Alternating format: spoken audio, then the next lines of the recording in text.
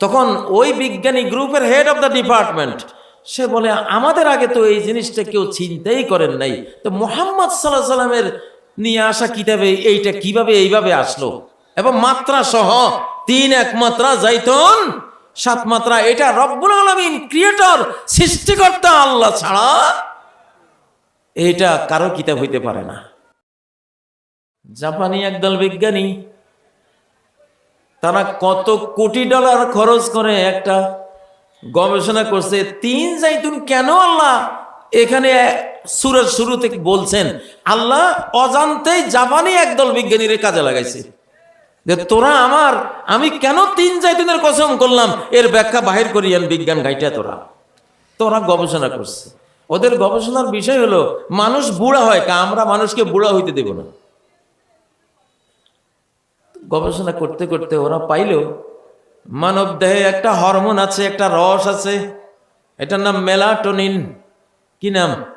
Melatonin. বয়স যখন 35 হয় তখন মেলাটোনিন কমে যায়, কমে গেলে আস্তে আস্তে চুল সাদা হয়, দাড়ি সাদা হয়, চামড়া কুচকে যায়, যৌবনটা হারিয়ে যায়। ওরা খুঁজে পাইছে যে মেলাটোনিন কমার কারণে আমরা বুড়া হই। এখন তারা বন জঙ্গল বন বাদা উজা করে খুঁজতেছে এই মেলাটোনিন কোন জিনিসে পাওয়া যায়, তাহলে এইটা পাইলে তো বার্ধক্য আর আসবে না, বুড়ামি আমরা থামাই দেব। খুঁজতেছে, মাছে খুঁজলো, মাংসে খুঁজলো, বিভিন্ন ফলমূলে খুঁজলো, খুঁজতে খুঁজতে খুঁজতে শেষ পেল কোথায়? অত্তিনে ওয়াজ্জাইতুন। 3 আর জাইতুনের মধ্যে পাইছি। আল্লাহু আকবার। 3 আর জাইতুনের মধ্যে পাইছি। আচ্ছা, মেলাটোনিন এখন খাওয়া শুরু করছে। 3 জাইতুন থেকে 3 জাইতুন খাইতেছে, কিন্তু যে রকম ফল হওয়ার দরকার, বার্ধক্য থেমে যাবে আর বুড়া হব না, চুল দাড়ি সাদা হবে না, ওই ফল পাচ্ছে না। পরে তারা আবার গবেষণা করলো, নিশ্চয় একটা মাত্রা আছে, একটা পরিমাণ আছে, পরিমাণটা আমাদের হয়তো ঠিক হয় নাই, আমরা ঠিক করতে হবে। গবেষণা করতে করতে তারা বের করলো ডুমুর একবার একটা ডুমুর আর জাইতুন বা জলপাই বা অলিভ 7টা, 1 মাত্রা 7 মাত্রা বের করলো। 1 মাত্রা 7 মাত্রা খাওয়া শুরু করলো, দেখে যে সেই বুড়ারাও জোয়ান হওয়া শুরু হয়ে গেল। বুঝছেন না? এই বিশাল আবিষ্কার করে তারা আরব বিশ্বের ডক্টর তহা ইব্রাহিম, কোরআনের বড় বিশেষজ্ঞ, ওনার কাছে চিঠি লিখছে যে এত বড় একটা আবিষ্কার করলাম, মানব ইতিহাসে এই আবিষ্কারের কোনো জুড়ি নাই, এমন একটা জিনিস আমরা বের করছি মানব কল্যাণে, তোমাদের কোরআনে তোমরা বলো সব কিছু আছে। দেখো তো আমরা যে আবিষ্কারটা করলাম যে 3 আর জাইতুনের মধ্যে মেলাটোনিন আছে, এটা 1 মাত্রা, একটা 3 আর 7টা জাইতুন নিয়মিত খাইলে মানুষ বুড়া হবে না, এরকম কোন তথ্য কোরআনে আছে কিনা, থাকলে আমাদের গবেষণাটা আরো মজবুত হয়ে গেল। উনি শুনে আরে এটা তো অতিনি জাইতুন। আল্লাহু আকবার। এবং মাত্রাও সেটা সারা কোরআনে 3 একবার আছে, 1 মাত্রা। এখানে হাফেজ সাহেবরা আছে, সারা কোরআনে 3 কয়বার? এই একবার। তাহলে মাত্রা ঠিক হইল, 3 এর মাত্রা, যজ্ঞ ডুমুরের মাত্রা ঠিক হইল, এটা একবার। আচ্ছা, জাইতুন কয়বার আছে? কোরআন খুঁজে খুঁজে দেখা গেল জাইতুন এই নামে আছে 6 বার, জাইতুন বৃক্ষের নামে আছে আর 1 বার। 6 আর 1 কত? 7। আল্লাহু আকবার।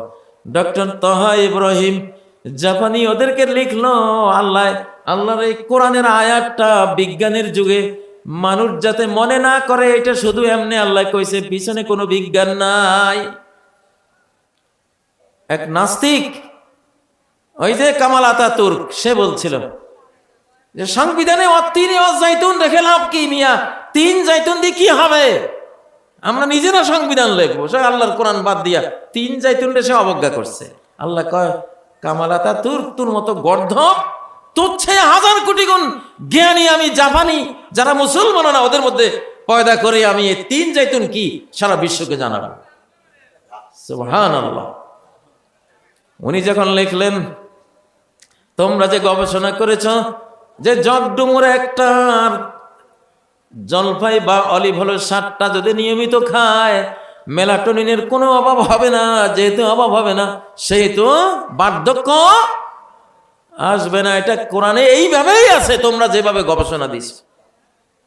তখন ওই বিজ্ঞানী গ্রুপের হেড অফ দ্য ডিপার্টমেন্ট সে বলে আমাদের আগে তো এই জিনিসটা কেউ চিন্তাই করেন নাই, তো মুহাম্মদ সাল্লাল্লাহু আলাইহি সাল্লামের নিয়ে আসা কিতাবে এইটা কিভাবে এইভাবে আসলো, এবং মাত্রা সহ 3 মাত্রা যাইতুন 7 মাত্রা, এটা রব্বুল আলামিন ক্রিয়েটর সৃষ্টিকর্তা আল্লাহ ছাড়া এটা কারো কিতাব হইতে পারে না।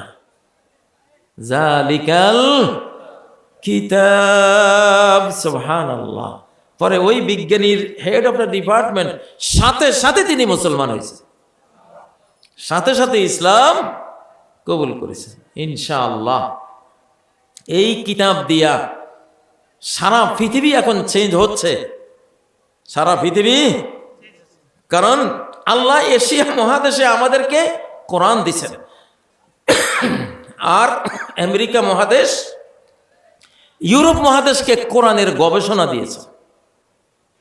ওরা যে কোনো জিনিস পায় গবেষণা করে, প্রতিদিন 1000টা গবেষণার ফলাফল ওরা প্রকাশ করে, গবেষণার ফল বের করে কোরআন ঘাটি দেখেছে কোরআনে 1400 বছর আগে কইয়া থইছে। এখন আমেরিকা আর ইউরোপের লোকেরা কয় হুদায় এত কোটি ডলার খরচ করে গবেষণা করি লাভ নাই, তুই গবেষণা করি বাইর করবি কোরআনে যাই দেখবি যে কোরআনে কইয়া থইছে। তো এখন এই গবেষণা বাদ দে, কোরআন পড়া শুরু কর। সুবহানাল্লাহ সুবহানাল্লাহ, আল্লাহু আকবার। কোরআনে সূরা আনকাবুত একটা আছে, মাকড়সার সূরা। কি সূরা? মাকড়সার সূরা একটা আছে। আচ্ছা, সেখানে আল্লাহ একটা বলছেন যারা মূর্তি পূজা করে, মাজার পূজা করে, মানুষ বা সৃষ্টিকে পূজা করে, আল্লাহকে বাদ দিয়া গায়রুল্লাহকে বন্ধু বানায়, মাসালুল্লাযীনা ইত্তাখাযু মিন দুনিল্লাহি আউলিয়া কামাসালিল আনকাবুতি ইত্তাখাযাত বাইতা। যারা মূর্তি পূজা করে, সূর্য পূজা করে, পীর পূজা করে, ঠাকুর পূজা করে, পোপ ফাদার পূজা করে, মাজার কবর পূজা করে, কত কিছু পূজা করে না? এদের এক্সাম্পল উদাহরণ হলো যেন একটা মাকড়সা। মাকড়সা কি বানাইছে? এখন ঘর বানাইছে। কি বানাইছে? ঘর বানাইছে। মাকড়সার জাল মাকড়সা বানাইছে। আল্লাহ বলেন ওয়া ইন্না আওহানাল বুয়ুতি লাবাইতুল আনকাবুত। পৃথিবীতে সবচেয়ে দুর্বল, সবচেয়ে বঙ্গুর ঘর সংসার হলো আনকাবুত বা মাকড়সার ঘর সংসার। ভাইরা 1400 বছর এই আয়াতকে মানুষ বুঝার চেষ্টা করছে যে আল্লাহ মাকড়সার জাল তো খুব নরম, কিন্তু যেই চিকন সুতা দিয়া মাকড়সায় জাল বনে, এত চিকন তো লোহা দিয়া আপনি এত চিকন সুতা বানালে ওইটা তো ছিঁড়ে যাবে, ঠিক না? ছিঁড়ে যাবে। আচ্ছা, আল্লাহ এই আয়াতে কি বললেন? আল্লাহ বললেন ইত্তাখাযাত, কে মাকড়সার ঘরটা বানায় মহিলা মাকড়সায় বানায়। ইত্তাখাযাত এটা স্ত্রীলিঙ্গের শব্দ। মহিলা মাকড়সায় বাসা বানায়, পুরুষ মাকড়সা বাসা বানায় না। আল্লাহ বলছেন এই যে বাসাটা তোমরা দেখলা, এটা একটা তারা সংসার পাতে, পুরুষ মাকড়সা আর নারী মাকড়সা সংসার পাতে। কিন্তু পৃথিবীতে এত ভঙ্গুর, এত ধ্বংসাত্মক ঘর সংসার আর কারণাই, সবাই সবাইরে মারি ফেলে। এই সংসারের বৈশিষ্ট্য হলো সবাই সবাইরে মাইরা ফেলে। কেমনে? যে নারী মাকড়সা জালটা বানায়, সে পুরুষ মাকড়সার সাথে একটু সম্পর্ক কইরা সন্তানের যখন সে কনসিভ করে, গর্ভধারণ করে, তখন পুরুষ মাকড়সা তারা সে হয় মারি ফেলবে, আর যদি পুরুষ মাকড়সা জান নিয়ে পালাইতে পারে তাহলে বাঁচে গেল।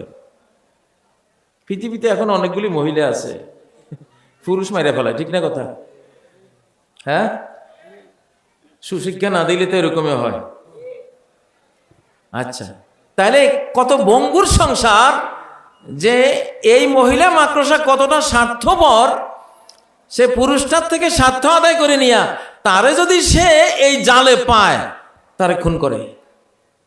এই জন্য পুরুষ মাকড়সা জান নিয়ে পালায়। গেল জামাইটা, গেল জামাইটা কি গেল। আচ্ছা, এখন থাকলো কে? মা মাকড়সাটা। আপনারা প্রায় ঘরের মধ্যে দেখবেন এত বড় একটা মাকড়সা ঝোঁকা হয়ে রয়েছে, ভিতরে কিচ্ছু নাই, শুধু চামড়াটা পড়ে আছে মাকড়সার। ঠিক না? ঠিক না? দেখছেন না ছোটকালে? আমি বহু দেখছি। মাকড়সারা করে কি, মাকড়সার পেটে যে বাচ্চা মাকড়সাগুলির জন্ম হয় এগুলি মাকে খাইয়া ফেলে, এগুলি মাকে খাইয়া ফেলে, মারে খাইয়া ওরা বাঁচে। তাহলে মার চরিত্র কি বাপেরে তাড়ায়, আর সন্তানের চরিত্র কি মারে খাইয়া নিজেরা বাঁচার চেষ্টা করে। যারা মুশরিক তাদের পরিণতি এরকম হয়, যারা শিরিক করে তাদের পরিণতি এরকম। মানে তুমি যারা পূজা করছো, ওয়ায়াউমাল কিয়ামাতি ইয়াকফুরুনা বিশিরকিকুম ওয়ালা ইউনাব্বিউকা মিসলু খাবীর। কিয়ামতের দিন কোন মূর্তি যাদেরকে পূজা করা হয়, গায়রুল্লাহ যাদেরকে পূজা করা হয়, কেউ স্বীকার করবে না যে তুমি তারে পূজা করছো। সবাই বলবে না, তোমার চিনি না আমি, তুমি কে, হু আর ইউ, তোমার কোনো কাজে আসবে না। মুশরিকের কোনো কাজে আসে না।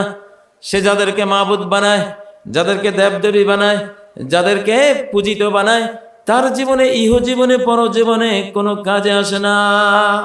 বিপদে পড়লে আল্লাহরে ডাকতে হয়। ঠিক না বেঠিক? লঞ্চ ডুবে যাচ্ছে, এই সময় কি শিব শিব লাত লাত মানাত মানাত কইয়া চিৎকার দেয় নাকি, ইয়া আল্লাহ তুমি বাঁচো? ঠিক না বেঠিক? যাই হোক, আসলে কেন জানি আজকে মনটা বিজ্ঞানের দিকে গেল, কোরআনও বিজ্ঞান। হয়তো আপনাদের এখানে অনেকে হয়তো এরকম শ্রোতা আছেন, এই জন্য মনটা এদিকে গেল। তো কথা হলো, কোরআন দিয়ে বিশ্ব পরিবর্তন করবো ইনশাআল্লাহ। ঠিক না বেঠিক? সারা বাংলাদেশ আগে যেমন আলিম ওলামার দেশ ছিল, প্রত্যেকটা স্কুলে কলেজে ইউনিভার্সিটিতে এখন কোরআন হবে মেইন পাঠ্য বই ইনশাআল্লাহ। ঠিক না বেঠিক? রাজি আছেন তো? রাজি আছেন তো?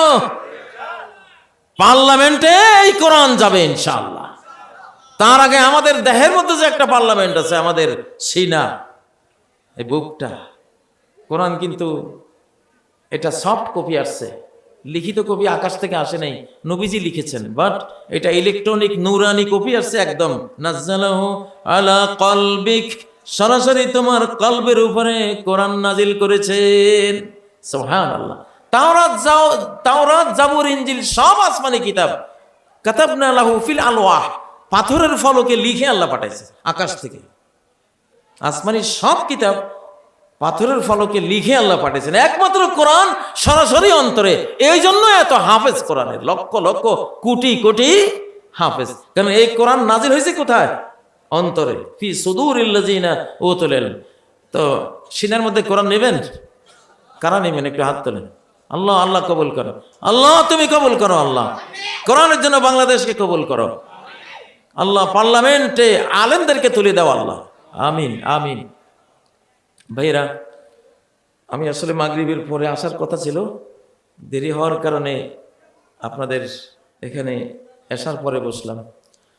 তো আমার মনে হয় আমার পরে শেখ আপনি না, আমাদের আর পরবর্তী বক্তা যিনি আছেন আলহামদুলিল্লাহ উনি আসছেন, তো দোয়া করবেন আল্লাহ তাআলা কোরআনের জন্য, নবীজি সুন্নাহর জন্য বাংলাদেশকে কবুল করুন। সুবহানাকাল্লাহুম্মা ওয়া বিহামদিক, আশহাদু আল্লা ইলাহা ইল্লা আনতা আস্তাগফিরুকা ওয়া আতুবু ইলাইক। ওয়া আসসালামু আলাইকুম ওয়া রাহমাতুল্লাহি ওয়া বারাকাতুহু।